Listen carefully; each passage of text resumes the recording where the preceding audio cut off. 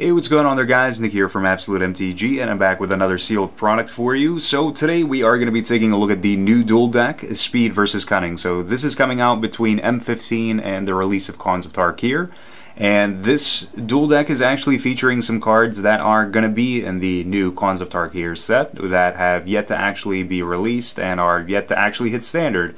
The Duel decks also feature some older cards and things that older players will be familiar with, especially like Arcanist the Omnipotent, which is a really sweet card. But this is kind of a mix of old and new. This is geared for newer players, and it's meant to be a product that you can just buy for like 15 or 20 bucks. And I think the MSRP is $19.99 for these. I was able to buy it for $19.99 from my local card shop. But this is geared towards newer players. You get two pre-constructed decks, and you're able to just kind of jump right on in and be able to play the game and have some sweet stuff to be able to play with.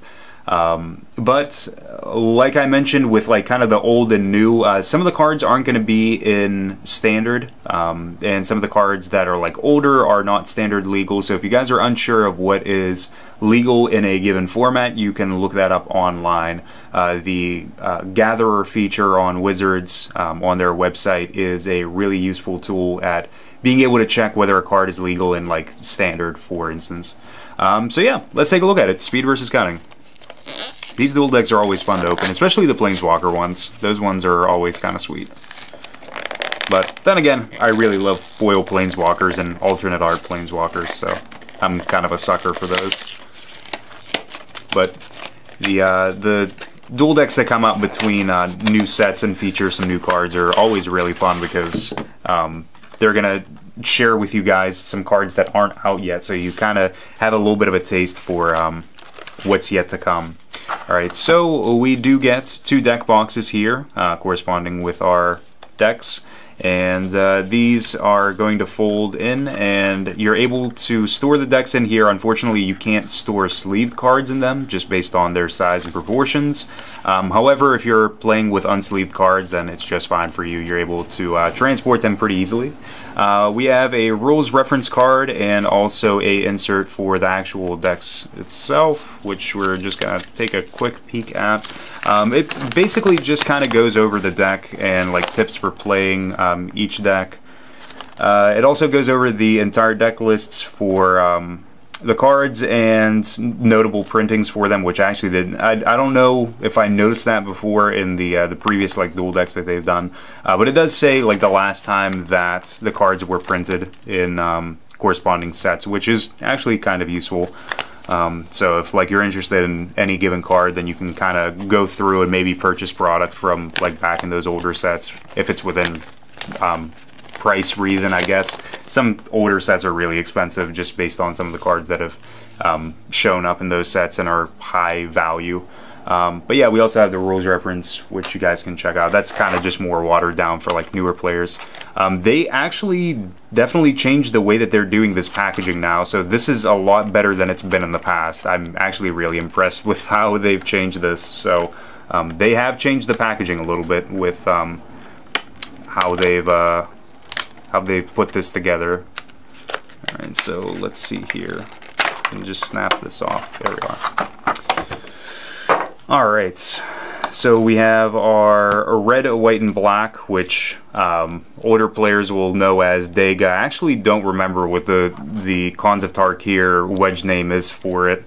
And then we have blue, white, red for the Arcanist deck. So, well, let's, I guess, start left to right. You get two foil legendary cards here with the product. So our first one is Zurgo Helmsmasher. So he is a 5-cost, 2, 1 red, white, and black. He is a 7/2 with haste. He attacks each combat if able, and he has indestructible as long as it's your turn, which is really awesome actually. Whenever a creature dealt damage by Zurgo this turn dies, put a +1/+1 counter on him. He's actually pretty sweet for EDH. He's a really sweet card. So let's take a look at the deck.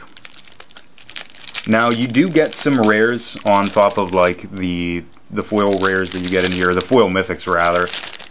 I want to say that it's like 5 and 5 each. That's what it's been in the past, or it's been close to that number. So we have Hell's Thunder, as one of our rares, and I'll kind of pull the rares to the top, and I think they're all of them are already kind of, yeah, all of them are pulled to the top, so there's 5 of them right there. So Hell's Thunder is the first rare that we have for this deck. Krenko Mob Boss, making tokens. We have Ogre Battledriver, giving our creatures haste and +2/+0 whenever they're hitting the table. Fury of the Horde, allowing us to take an extra combat phase, basically. Banefire, allowing us to fireball people, and it can be uncounterable. We have a Goblin token that'll correspond to like Krenko and maybe another card or two within the deck. We do have a Frenzied Goblin, Infantry Veteran, Leonin Snarecaster. We have 2 of those. Dregscape Zombies, back from Alara. Goblin Deathraiders. We have Hellraiser Goblin, so there's kind of like a Goblin theme going on here. Fleshbag Marauder. Goblin Warchief, that's really sweet. Kathari Bomber. We have Shambling Remains. Mardu Heart-Piercer. I guess Mardu's... Is Mardu the... Yeah, I'm fairly certain Mardu's the name for red, white, and black. Beetleback Chief. And we have 2 of those. Flame-Kin Zealot. Really sweet card for Legacy, actually, for Dredge. Scourge Devil. Oni of Wild Places. Reckless Abandon. We have a Shock. Bone Splinters. We have some Arc Trails, or just a Arc Trail. Goblin Bombardment. And that looks really sweet. That's some sweet new art for that. That's the other cool thing about these dual decks, is sometimes they'll feature new art for certain cards that have been printed before, and that's just really sweet art. Krenko's Command. We have 2 of those. Act of Treason. Dauntless Onslaught. Orcish Cannonade. Faerie Fall. 2 Faerie Falls. Evolving Wilds. We have Ghitu Encampment. Nomad Outpost. 2 of those. Another Goblin. And then basics. So basic mountains, plains, and swamps. Only 3 basic plains. It's kind of interesting. Well, then again, I guess you have like your Nomad Outposts and Evolving Wilds as well. But really sweet. I'm fairly certain that Mardu was the name. Somebody can correct me on that. I've been paying attention to the spoilers for cons, but at the same time, like, I haven't. I've been kind of in and out of it just because of how busy I've been lately. But then we have our Arcanus the Omnipotent deck. So Arcanus is really sweet. I actually really love him, just kind of like as an EDH general, and he's also in my cube. He's really fun. 3/4 for 6, 3, and triple blue. Tap, draw 3 cards, and for 4 mana, we can return him to its owner's hands. Really sweet legendary card. He's been around for a little while. And our first card at the top is actually Lightning Angel, which is really sweet. 3/4 for 4, Flying, Vigilance, and Haste. We have Thousand Winds, so new card from Cons. 5/6 for 6, Flying, and it has Morph for 7. And whenever it's turn face up, return all other tapped creatures to their owner's hand. So that's kind of sweet. Yeah, Morph is back in Cons, which is kind of interesting. Sphinx of Uthun, so the Factor Fiction Sphinx. So they've called it, or so I've called it, and other people have called it, I guess. Hold the Line, so instant speed, giving +7/+7 to your blocking creatures. Steam Augury, kind of like reverse Factor Fiction or inverse Factor Fiction. We have Jeskai Elder, so another card from Cons, and has the Prowess mechanic, which is very interesting. We have some Faerie Imposters from Return to Ravnica.